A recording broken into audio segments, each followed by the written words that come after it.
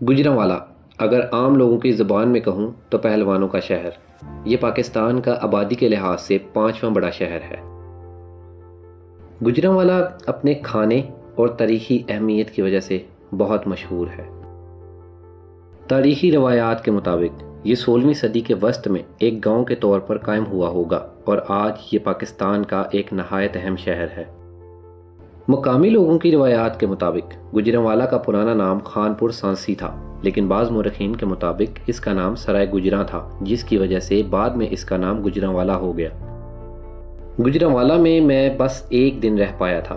किसी इमरजेंसी की वजह से मुझे वापस आना पड़ गया, लेकिन एक दिन में मैंने क्या क्या एक्सप्लोर किया आए मैं आपको दिखाता हूँ।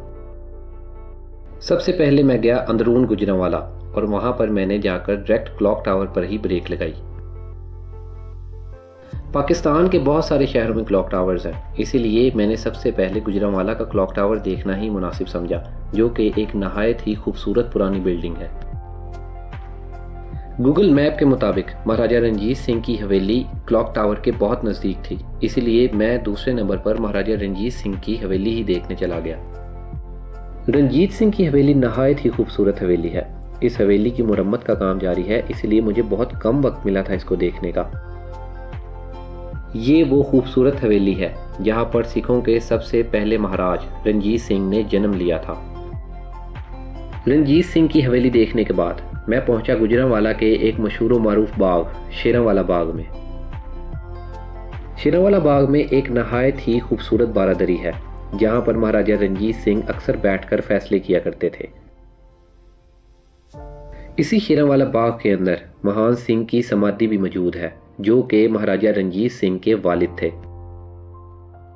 लेकिन इस समाधि के अंदर जाने का रास्ता इस बाग से नहीं है, बल्कि लाहौरी गेट से आपको अंदर आना होता है। लेकिन ये समाधि फ़िलहाल बहुत खस्ता हालों में है, इसीलिए इसके अंदर जाने की इजाज़त नहीं दी जाती। महाराजा रंजीत सिंह की हवेली के अलावा एक नहायत ही खूबसूरत हवेली जिसको वाइट पैलेस कहा जाता है, ये 100 साल पुरानी एक सफ़ेद रंग की नहायत ही खूबसूरत हवेली है। एक और नहायत ही शानदार हवेली जो कि गुजरांवाला अंदरून में बनी हुई है, जिसको दर्जियां वाली हवेली या दर्जियां वाली कोठी भी कहा जाता है। अगर मंदिरों की बात की जाए तो यहाँ पर 2 बड़े मंदिर मैंने देखे हैं। इनमें सबसे पहले नंबर पर है पाबरियां वाला मंदिर, जो कि अंदरून गुजरांवाला में मौजूद है। दूसरे नंबर पर महाराजा रंजीत सिंह की हवेली के पास एक मंदिर है जिसको पुराना मंदिर कहा जाता है, लेकिन इसके अंदर जाने का रास्ता मुझे नहीं मिला। एक और मंदिर जिसको आत्मा राम जी मंदिर या फिर इंग्लिश में श्राइन ऑफ आत्मा राम जी कहा जाता है, लेकिन ये मंदिर अब सरकारी दफ्तर में तब्दील कर दिया गया है, इसीलिए आप इसको सिर्फ बाहर से देख सकते हैं।